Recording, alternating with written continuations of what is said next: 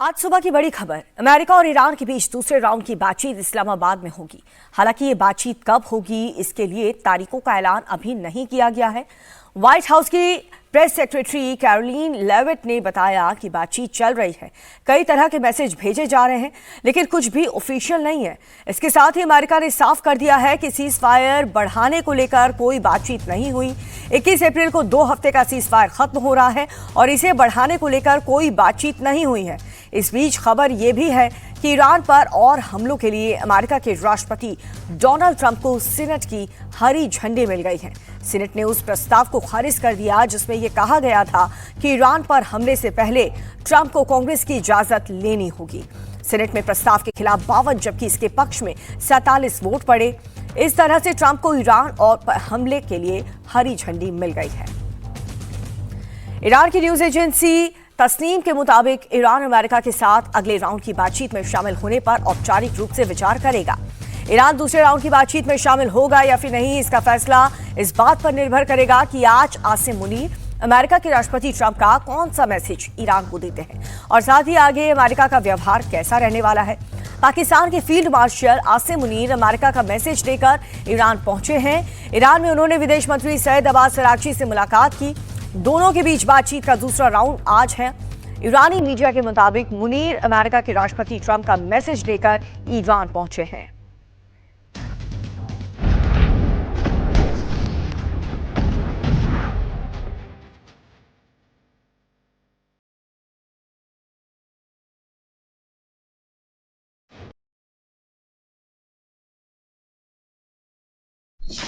इस्लामाबाद में America Iran की बातचीत का दूसरा राउंड।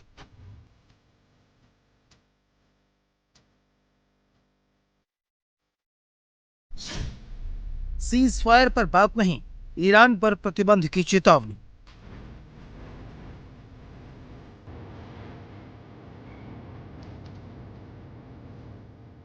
मिडिल ईस्ट में बम बारूद का ये शोर भले ही थम गया हो, लेकिन सीज फायर कब तक चलेगा इसकी गारंटी नहीं है, क्योंकि ट्रंप प्रशासन साफ साफ कह रहा है कि सीज फायर पर कोई बात नहीं हुई। इस बीच पाकिस्तान का फील्ड मार्शल आसिम मुनीर खुद ईरान जा पहुंचा है, जहां ईरान के विदेश मंत्री से उसकी मुलाकात हुई है। इस पूरे मामले में अभी तक का अपडेट यह है कि 21 अप्रैल को सीज फायर खत्म हो रहा है, इसे आगे बढ़ाने पर कोई बात नहीं हुई है। अमेरिका ने चेतावनी दे दी है कि ईरान पर कड़े आर्थिक प्रतिबंध लगाए जा सकते हैं। व्हाइट हाउस ने पुख्ता कर दिया है कि दूसरे राउंड की बातचीत इस्लामाबाद में होगी। Would the talks be in Islamabad, or where would they be the next round? They would very likely be in the same place as they were last time, yes. With the same, I would just want to make one point that's important to the president.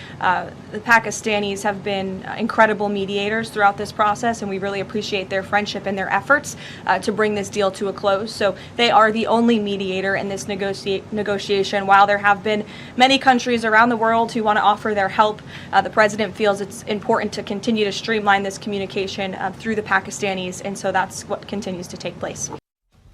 Asim Munir भले ही Trump के हरकारे बनकर Tehran को राजी करने की कोशिश कर रहे हों, लेकिन ग्राउंड रियलिटी ये है कि होर्मुज में नाकेबंदी के बाद ईरान और भड़क गया है।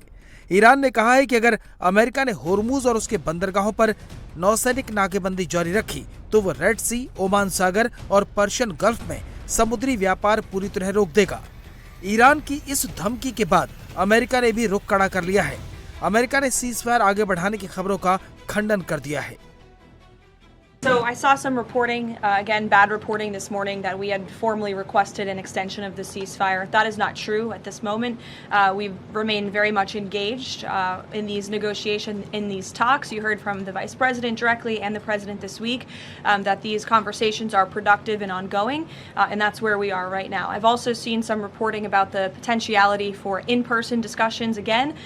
Those discussions are being had, but nothing is official until you hear it from us here at the White House. But we feel good about the prospects of a deal. The president mentioned that in his interview yesterday, and it's obviously in the best interest of Iran to meet the president's demands. I think he's made his red lines in these negotiations very clear to the other side, and so we are continuing to see how these conversations go.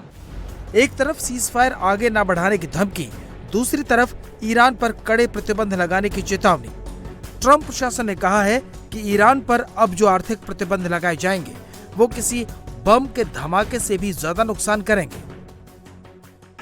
One of the what may prove to be fatal mistakes that the Iranians made was bombing their GCC neighbors, and who are now willing to be much more transparent in terms of the funds or do a deeper dive in investigating the funds that are held within their banking systems.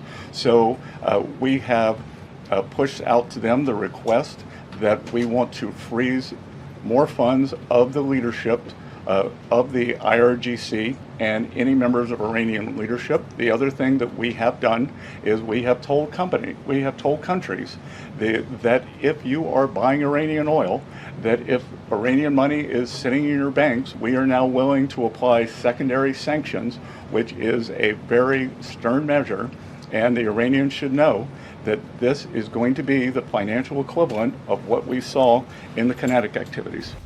इस बीच America के राष्ट्रपति Donald Trump ने चीन के राष्ट्रपति Xi Jinping को चिट्ठी लिखी है। उन्होंने इस चिट्ठी में जिनपिंग से अपील की है कि ईरान को हथियार न दें। इस बीच मैरीन ट्रैफिक ट्रैकर्स के डेटा के मुताबिक अमेरिका की नाकेबंदी के बावजूद पिछले 24 घंटों के दौरान होर्मुज के रास्ते चीन, पाकिस्तान और ईरान के 20 टैंकर्स पास हुए हैं। लेकिन फॉक्स न्यूज को दिए गए इंटरव्यू में प्रेसिडेंट ट्रंप ने कहा कि उनकी नजर में ईरान के साथ युद्ध का दी एंड हो गया है, बस फाइनल डील बाकी है। अब सबकी निगाहें राउंड 2 की बातचीत पर लगी हैं, क्योंकि मामला बहुत पेचीदा है। सबसे बड़ा सवाल यही है कि यूरेनियम मिसाइल प्रोग्राम और होर्मुज पर क्या ईरान ट्रंप की शर्तें मान लेगा।